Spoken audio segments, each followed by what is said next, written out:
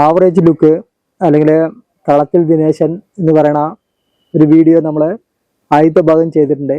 Okay, അതിൻ്റെ രണ്ടാമത്തെ ഭാഗമാണ് ഇപ്പോൾ ചെയ്തുകൊണ്ടിരിക്കുന്നത്. അപ്പോൾ ആദ്യത്തെ ഭാഗം കണ്ടില്ലെങ്കിൽ കാണുക. പിന്നെ നമ്മുടെ ചാനൽ സബ്സ്ക്രൈബ് ചെയ്തിട്ടില്ലെങ്കിൽ സബ്സ്ക്രൈബ് ചെയ്യുക, ലൈക്ക് ചെയ്യുക, ഷെയർ ചെയ്യുക. ഓക്കെ, അപ്പോൾ നമുക്ക് നേരിട്ട് വീഡിയോയ്ക്ക് പോവാം. ഈ തളത്തിൽ ദിനേശൻ ടീമുകളിലെ മറ്റുള്ള മെയിൻ ഇത് ഒരു ആവറേജ് ലുക്കായിരിക്കും. ഓക്കെ, അതോടൊപ്പം തന്നെ ഇവര് മറ്റേ ചെറുപ്പം മുതൽ തന്നെ ഇവരെ ഏറ്റവും കൂടുതൽ ആഗ്രഹിക്കുന്നത് നല്ല ഗ്ലാമറുള്ള പെൺകുട്ടികളിനെ, പക്ക മോഡേണായ കുട്ടികളെ മാത്രമേ ഇവർക്ക് പിടിക്കുള്ളൂ. അത് ലൈനാക്കാനും ശരി, മറ്റേ അതുപോലെ തന്നെ വിവാഹം കഴിക്കാൻ ആഗ്രഹിക്കുന്നതും ഈ ഇവരുടെ ലുക്കിനെ കുറിച്ചൊന്നും ഇവര് ആലോചിക്കുകയില്ല. നല്ല ഗ്ലാമറിൽ ഇപ്പോൾ ഒരു ക്ലാസ്സിൽ 50 പേരുണ്ട് പറഞ്ഞാൽ 50 പേരിൽ 50 പെൺകുട്ടികളിലെ ഏറ്റവും ഗ്ലാമറുള്ള പെൺകുട്ടീനെ ആയിരിക്കും ഞാൻ നോക്കുന്നത്. അതായത് ഈ തളത്തിൽ ദിനേശൻ എന്ന് പറയുന്ന ക്യാരക്ടർ, അല്ലെങ്കിൽ ഒരു ആവറേജ് ലുക്കുള്ളവൻ എന്ന് പറയുന്നത്. ഓക്കെ, അപ്പോൾ വിവാഹം കഴിക്കുന്ന സമയത്തും ഇവന്റെ മെയിൻ പ്രൊപ്പോസലിന് ഇവന്റെ ഡിമാൻഡ് എന്ന് പറയുന്നത് ഏറ്റവും കൂടുതൽ മറ്റേ ബ്രോക്കറിനെ കൊണ്ടാകും, അല്ലെങ്കിൽ ഇവന്റെ അച്ഛനോ അമ്മടത്തൊക്കെ ഡിമാൻഡ് പറയുന്നത് ഈ ആവറേജ് പെൺപിള്ളേരെ വേണ്ട, അതായത് നല്ല ലുക്കുള്ള പെൺപിള്ളേരായിരിക്കണം. അതാണ് നമ്മൾ നേരത്തെ പറഞ്ഞ ഒന്നുകിൽ ഒരു ഐശ്വര്യ റായിന്റെ ഒരു ലുക്കുള്ളത്, മിനിമം അവൻ പറയുന്ന ഒരു കാഴ്ചപ്പാടാണ് കേട്ടോ. ഒന്ന് അല്ലെങ്കിൽ ഐശ്വര്യ റായിന്റെ ലുക്കുള്ള വരണം, അല്ലെങ്കിൽ സുസ്മിത സെൻ, അല്ലെങ്കിൽ ഈ മെർലിൻ മൺറോ. അപ്പൊ ഈ ലെവലൊക്കെയാണ് ആള് നോക്കുക. ഓക്കെ, അങ്ങനെ ഇവൻ പെണ്ണ് കെട്ടാൻ നിൽക്കുന്ന സമയത്ത് ഈ ടീമുകൾ മറ്റേ പ്രപ്പോസലിന് പോകുന്ന സമയത്ത് തന്നെ ഇവരുടെ ഗവൺമെന്റ് ജോബ് ഉണ്ടാവും, അതുപോലെ തന്നെ നല്ല വീട് സെറ്റപ്പ്, അച്ഛനും അമ്മയ്ക്ക് ചിലപ്പോൾ ജോലി വിദേശത്ത്, അത്രയും സെറ്റപ്പിലായിരിക്കും ഉള്ളത്. ഇവർ കാണാൻ സലീം കുമാർ മറ്റേ സിനിമയിൽ പറഞ്ഞ പോലെ കാണാൻ ലുക്കില്ലാതെ മാത്രമേ ഉള്ളൂ, ബാക്കി എല്ലാ സെറ്റപ്പും കറക്റ്റാണ്. അങ്ങനെ ഇവര് പ്രപ്പോസലിന് പോവും. അത് നല്ല എന്താ പറയുക, നല്ല ഗ്ലാമറുള്ള, നല്ല എന്താ പറയാ, ഇവന്റെ ആഗ്രഹത്തിനനുസരിച്ചുള്ള കുട്ടിനെയായിരിക്കും വന്ന് നോക്കുന്നത്. അപ്പോൾ ഈ അഭൗമ സൗന്ദര്യമുള്ള ഈ പെൺകുട്ടി ഇവരെ ഇഷ്ടപ്പെടുമ്പോൾ അവന്റെ ഫാമിലി ബാക്ക്ഗ്രൗണ്ട്, സ്വത്ത്, നല്ല ജോലി എന്ന് പറയുന്നതൊക്കെ വെച്ചിട്ട് ആള് ഇഷ്ടപ്പെടും. ബ്രോക്കർ കൊണ്ടുപോകുന്നുണ്ടാവും ഈ പെണ്ണിനെ, മറ്റേ സെറ്റപ്പ് ചെയ്ത് റെഡിയാക്കി ഉണ്ടാവും, അല്ലെങ്കിൽ വീട്ടുകാര് റെഡിയാക്കി ഉണ്ടാവും, അല്ലെങ്കിൽ ഇവന്റെ പരിചയത്തിലുള്ള ആളെ ആരെങ്കിലും വേണ്ട ഡിമാൻഡ് അനുസരിച്ച് കുട്ടിനെ പെണ്ണ് കാണാൻ പോയിട്ടുണ്ടാവും. പിന്നെ ഇവന്റെ ഈ സെറ്റപ്പും വീട്ടിന്റെ സെറ്റപ്പും അച്ഛനും അമ്മയുടെ ജോലിയും, മറ്റേ ഇവന് ഗവൺമെന്റ് ജോലിയൊക്കെ ഉണ്ടല്ലോ ഈ തളത്തിൽ ദിനേശൻ ആണ് ക്യാരക്ടറിനെ. അങ്ങനെ ആ പെൺകുട്ടി വിവാഹത്തിന് സംഭവിച്ചിട്ടുണ്ടാവും, അങ്ങനെ വിവാഹം കഴിഞ്ഞിട്ടുണ്ടാവും. അതിനുശേഷമാണ് ഇവന്റെ കോംപ്ലക്സ് അങ്ങോട്ട് പതുക്കെ പുറത്തെടുക്കണത്. ഫോർ എക്സാമ്പിൾ എന്ന് പറയുന്നത്, ഇപ്പോൾ പെൺകുട്ടി അത്യാവശ്യം നല്ല മോഡേൺ ആയിരിക്കും, അത്യാവശ്യം പുറത്തൊക്കെ ഇറങ്ങുന്ന സമയത്ത് നല്ല മേക്കപ്പ് ഒക്കെ ചെയ്യുന്നതായിരിക്കും. ഇവൻ ആദ്യം അത് കുച്ചു കലങ്ങിടാൻ തുടങ്ങും. മീൻസ് മേക്കപ്പ് ചെയ്യാൻ സമ്മതിക്കുകയില്ല. എന്തെങ്കിലും കൂടുതൽ മേക്കപ്പ് ചെയ്യാൻ തുടങ്ങിക്കഴിഞ്ഞാൽ അപ്പോൾ അവൻ കർശനമായി ഇതാവും. പിന്നെ ആ കുട്ടി ചിലപ്പോൾ അവിടെ മറ്റേ ഭയങ്കര മോഡേൺ ആയിരിക്കും, മീൻസ് നല്ല ജീൻസും നല്ല മിഡിയും നല്ല ഇതെല്ലാം ഇടുന്ന കുട്ടിയായിരിക്കും.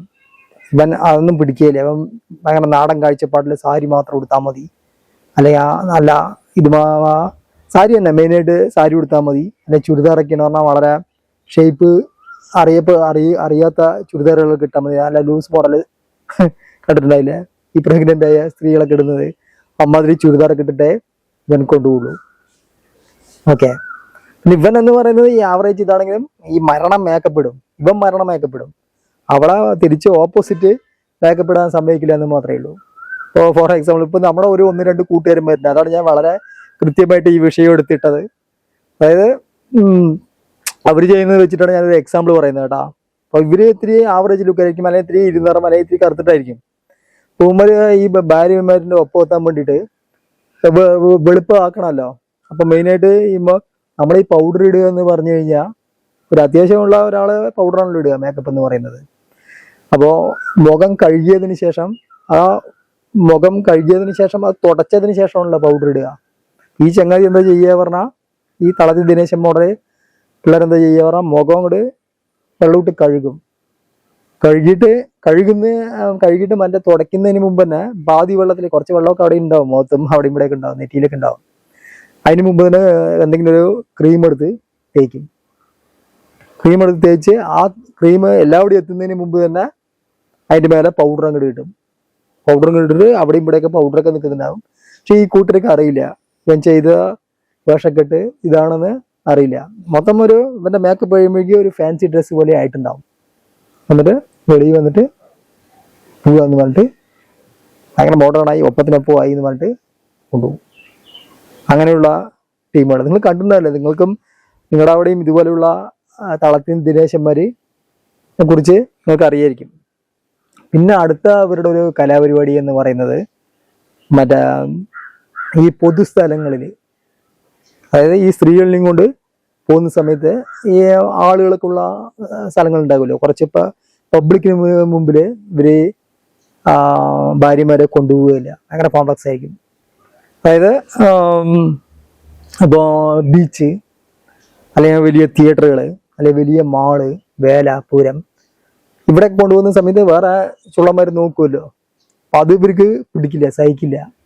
അപ്പോൾ ഇവർ മെയിനായിട്ട് ഇപ്പം നമ്മുടെ ഞാൻ പറയാം, 1-2 കൂട്ടുകാരന്മാരുണ്ട് പറഞ്ഞില്ലേ, അതിൽ ഒരുത്തൻ്റെ കഥ ഞാൻ പറഞ്ഞുതരാം.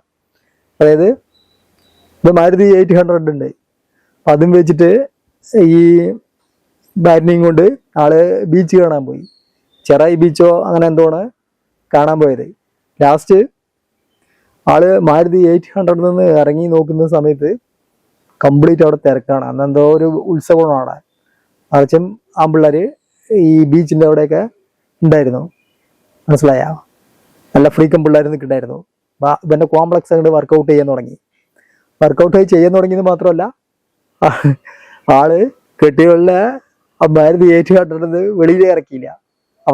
ഇവിടെ ശരിയില്ല, ഈ ബീച്ച് ശരിയില്ല, അവിടെ വാലടച്ചിട്ട് ഡോർ അടിച്ചിട്ട് മൂപ്പര് തിരിച്ച് വന്നു എന്നാണ് പറഞ്ഞത്. എങ്ങനെയുണ്ട്?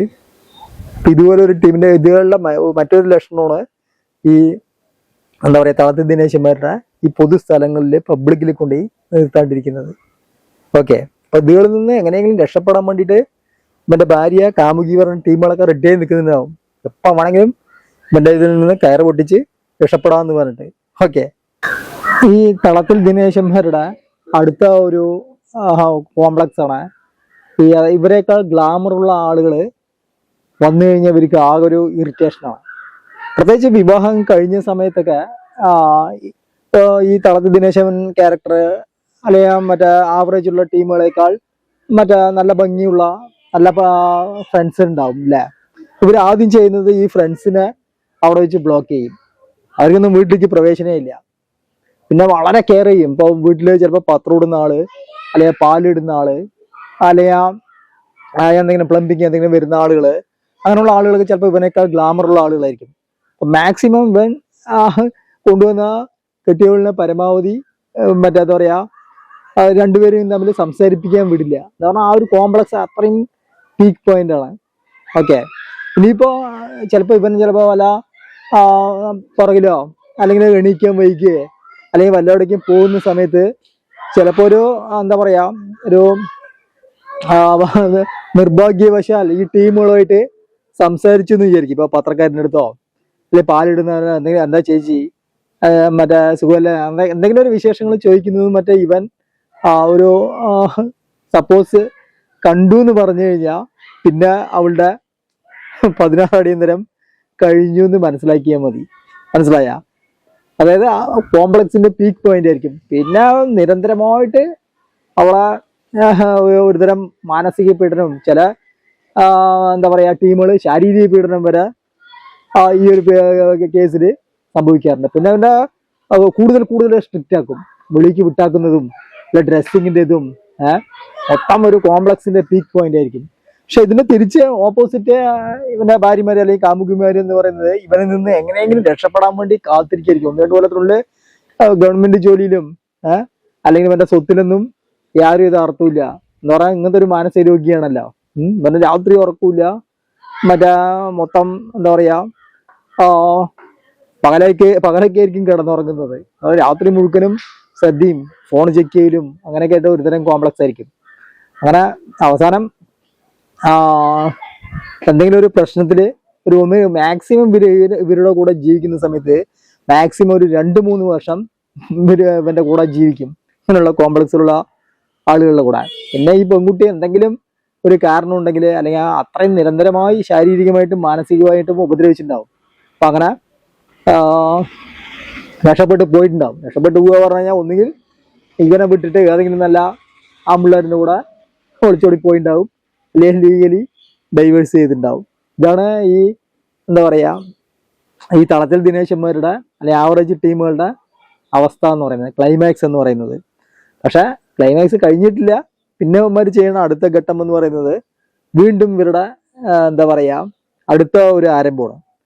മീൻസ് ഇതേ എന്താ പറയാ റിപ്പീറ്റേഷൻ, ഈ ചാക്രിക എന്താ പറയാ ഇതുണ്ടല്ലോ, അതായത് വീണ്ടും മുമ്പ് ചെയ്ത കാര്യങ്ങൾ വീണ്ടും ആവർത്തിക്കുക, വീണ്ടും പെണ്ണ് കാണാൻ പോവുക, തൻ്റെ ജോലി കണ്ടിട്ട് വീണ്ടും വിവാഹം കഴിക്കുക, അങ്ങനെ വീണ്ടും ആ റിപ്പീറ്റേഷൻ അല്ലെങ്കിൽ ആ ചാക്രിക ആ ഒരു ഇത് വീണ്ടും ആവർത്തിച്ചുകൊണ്ടേയിരിക്കും. പക്ഷെ ഇങ്ങനെയുള്ള ആളുകൾക്ക് പെണ്ണ് കിട്ടിക്കൊണ്ടേയിരിക്കും കേട്ടോ. എന്താ പറയുക, ഗവൺമെന്റ് ജോബ് ഉണ്ട്, ബാക്കി കാണാനൊന്നും വലിയ കുഴപ്പമില്ല, ഒരു കച്ചറയില്ല, വളരെ സുമുഖൻ. ഓക്കെ, പിന്നെ ചിലപ്പോൾ വിവാഹം കഴിക്കുന്നത് ചിലപ്പോൾ ആദ്യം വിവാഹം കഴിച്ചതിനേക്കാൾ സൗന്ദര്യമുള്ള പെൺകുട്ടിനെ ആയിരിക്കും. ഓക്കെ, പിന്നെ വീണ്ടും റിപ്പീറ്റേഷൻ തുടങ്ങും. വീണ്ടും ആ മുമ്പ് 2 വർഷം 3 വർഷം നിന്ന് 2 വർഷം മാക്സിമം 3 വർഷമെങ്കിലും നിന്നുണ്ടാവും. അതൊരു 1 വർഷം 1.5 വർഷത്തിനുള്ളിൽ തന്നെ ആ ആളും അല്ലെ ആ ഗഡ്ഡയോളും അല്ലെ ആ ഒരു മറ്റേ കാമുകി ഇവനിൽ നിന്ന് ഊട്ടി രക്ഷപ്പെട്ടിട്ടുണ്ടാവും, പറന്നുണ്ടാവും. ഓക്കെ, അപ്പൊ ഇങ്ങനെയൊക്കെയാണ് ഈ എന്താ പറയാ ഈ തളത്തിൽ ദിനേശൻ അല്ലെങ്കിൽ ഈ ആവറേജ് ടീമുകളുടെ ഒക്കെ ഒരു സ്റ്റോറി എന്ന് പറയുന്നത്. അപ്പോൾ ഈ വീഡിയോ ഇഷ്ടപ്പെട്ടുണ്ടെന്ന് വിചാരിക്കുന്നു. അപ്പോൾ ഇനി നമ്മുടെ ചാനൽ സബ്സ്ക്രൈബ് ചെയ്തില്ലെങ്കിൽ ഒന്ന് സബ്സ്ക്രൈബ് ചെയ്യുക, ലൈക്ക് ചെയ്യുക. പിന്നെ ഞാൻ നേരത്തെ പറഞ്ഞ പോലെ നമ്മൾ നേരത്തെ ചെയ്ത ആ ഒരു വീഡിയോ ഉണ്ടായിരുന്നല്ലോ, അതിന് തുടർച്ചയാണ് തളത്തിൽ ദിനേശൻ അല്ലെങ്കിൽ ഈ സംശയരോഗം എന്നുള്ളത്. അപ്പോൾ അത് കണ്ടിട്ടില്ലെങ്കിൽ ആ വീഡിയോ ഒന്നുകൂടി കാണുക. ഓക്കെ, അപ്പോൾ നമുക്കിനി അടുത്ത ഒരു വീഡിയോയുമായി, തിങ്ക് ചെയ്യുന്ന വീഡിയോയുമായി നമുക്ക് വീണ്ടും കാണാം. ഓക്കെ.